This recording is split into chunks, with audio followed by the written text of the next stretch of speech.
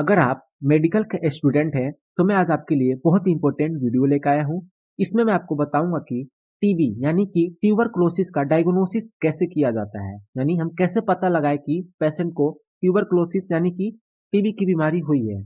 तो देखिए, टीबी की बीमारी में सबसे कॉमन सिम्टम होता है वजन का कम हो जाना या फिर वजन का ना बढ़ना, यानी उस पेशेंट में या तो वजन कम हो जाएगा और या फिर उसका वेट बढ़ेगा ही नहीं।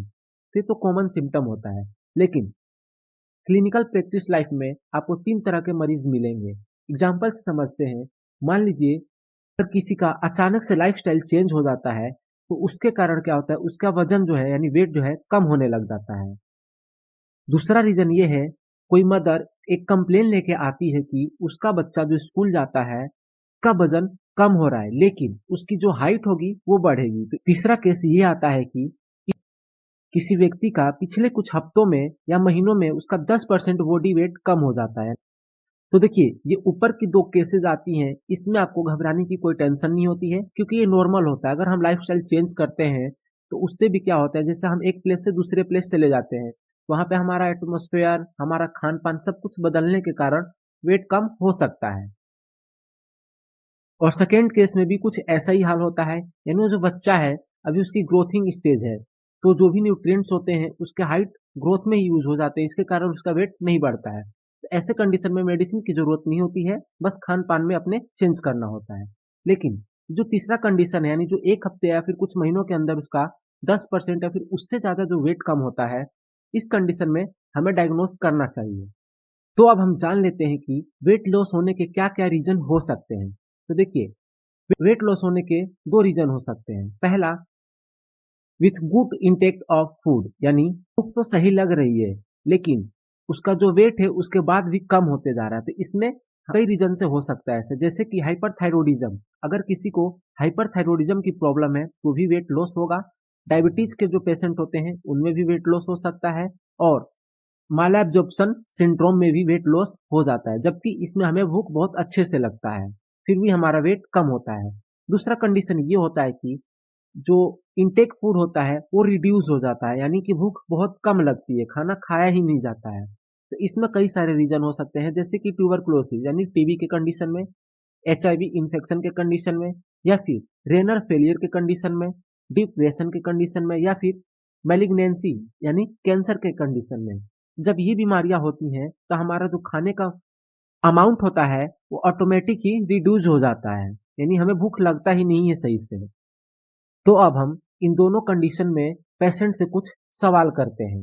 तो पहला कंडीशन ये है कि भूख तो सही लगता है, लेकिन वेट लॉस होता है। तो इसमें हम पेशेंट से सवाल पूछना होता है, कहीं उसको पोलीडायस्पिया, पोलीयूरिया या फिर पोलीफेजिया की प्रॉब्लम तो नहीं है, यानी कि ज्यादा प्यास तो नहीं लगती है, या फिर ज्यादा पेशाब तो नहीं होता है, या फिर ज्यादा भूख तो नहीं लगती है। अगर उसका जवाब हाँ देता है, यानी उसको ज्यादा प्यास लगती है, ज्यादा पेशाब लगता है, या फिर ज्यादा भूख लगती है, तो इस कंडीशन में डायबिटीज होता है, यानी डायबिटीज की चांसेस होती है। तो उसे हम ब्लड शुगर टेस्ट कराना चाहिए। केस नंबर 2 देख लेते हैं। दूसरा क्वेश्चन ये पूछना होता है, कहीं ट्रेकीकार्डिया या फिर ट्रीमर्स तो नहीं है, यानी कि दिल की धड़कन तेज तो नहीं चलती है, या फिर कंपन तो नहीं होता है बॉडी के अंदर। अगर ऐसा होता है तो उसे हाइपरथायरॉयडिज्म की प्रॉब्लम है। तो ऐसे में हम थायराइड फंक्शन टेस्ट कराते हैं।